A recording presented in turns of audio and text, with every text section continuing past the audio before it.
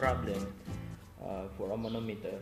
So this is how the image of a manometer. So we have here the pipe. So you have flowing of fluid here, okay. Rushing and flowing of fluid here, okay. So we're using the fluid as an oil, and we have the given specific gravity of the oil, which is equal to 0.8.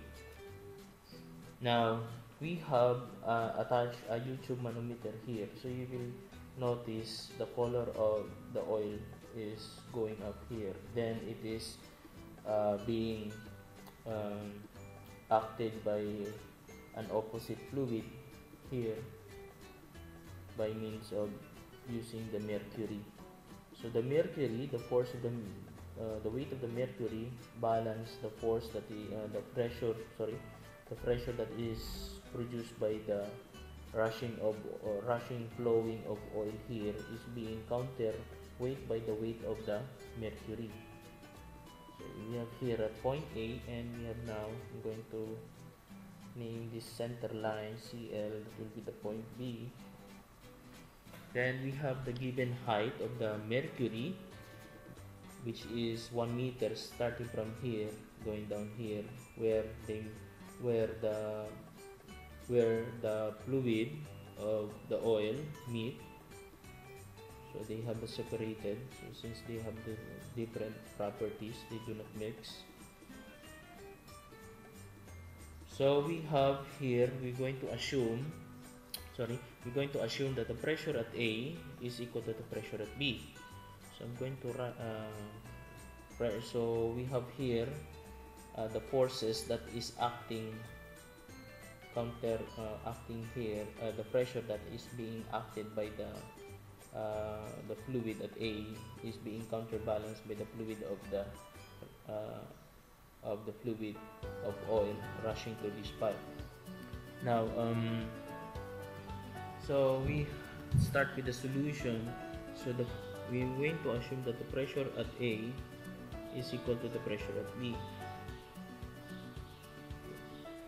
So you will notice here, this is an open-ended manometer, open-end manometer, which is usually that is open to the atmosphere, but the problem does not state that it is open to the atmosphere. Now, if the problem states that it is open to the atmosphere, we need to include the atmospheric pressure.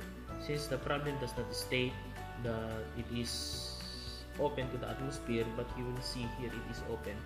Now we're going to disregard the pressure, which is the atmospheric pressure. So this corresponds to 14.7 psi or 101.325 kPa.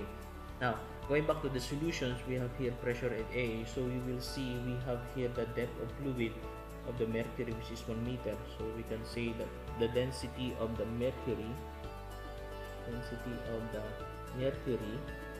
times your gravity times the height of the mercury. Then going down here until we reaches at this center line, so that will be plus the density of the fluid we're using here, the density of the oil, then multiply it by the gravity, then the height of the oil starting from here going down here. So we have the height of the oil, which is now equal to the pressure at B at this point. So you will notice here the fluid here of the mercury counterbalance, since under the balance the pressure that is being exerted by the oil. Now if the pressure of the oil is greater enough, it will push the liquid mercury out of the YouTube manometer. Since the weight of the enough to make the level here, to make the fluid here stable at the mercury. So the weight of the mercury is enough to push the pressure that is being exerted by the oil. So going back to the solution, since we have here the common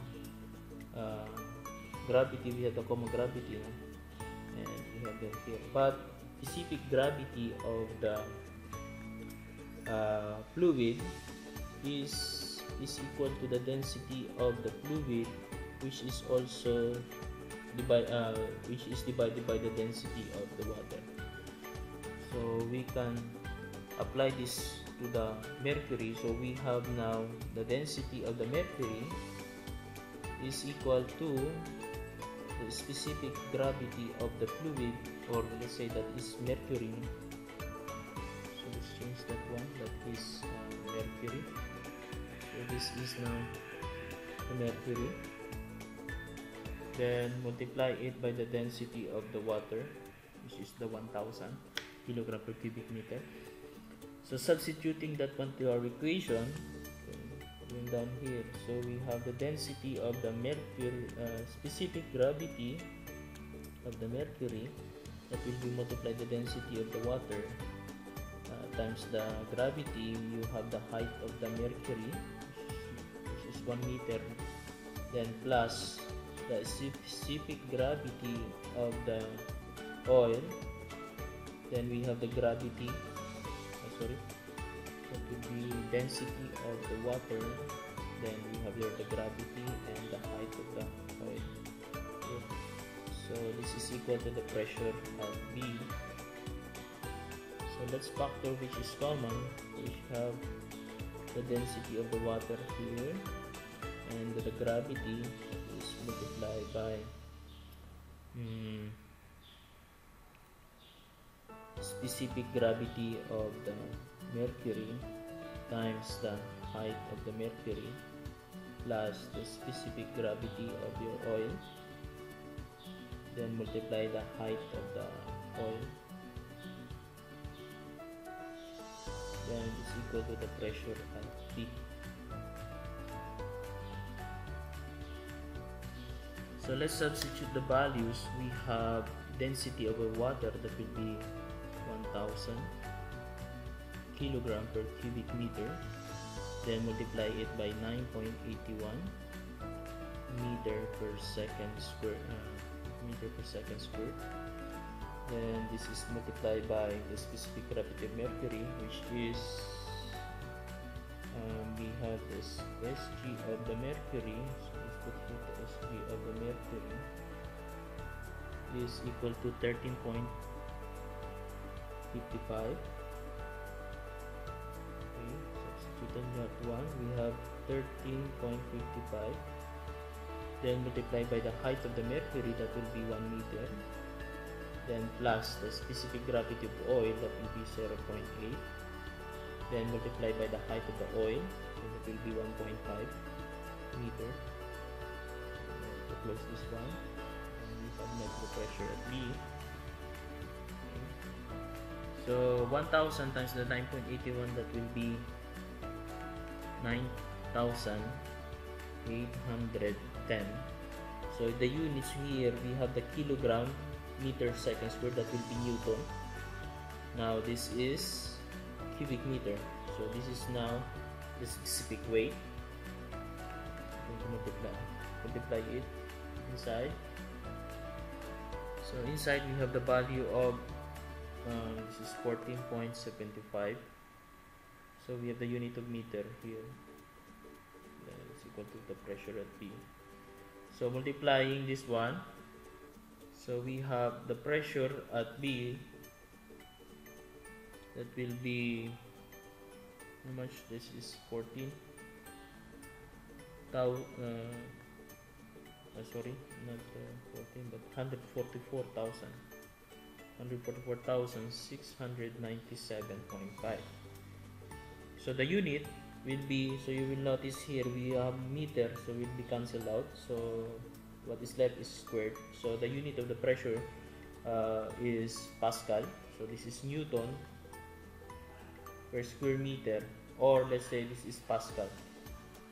So that is force per square meter of area. So that will be the pressure at B.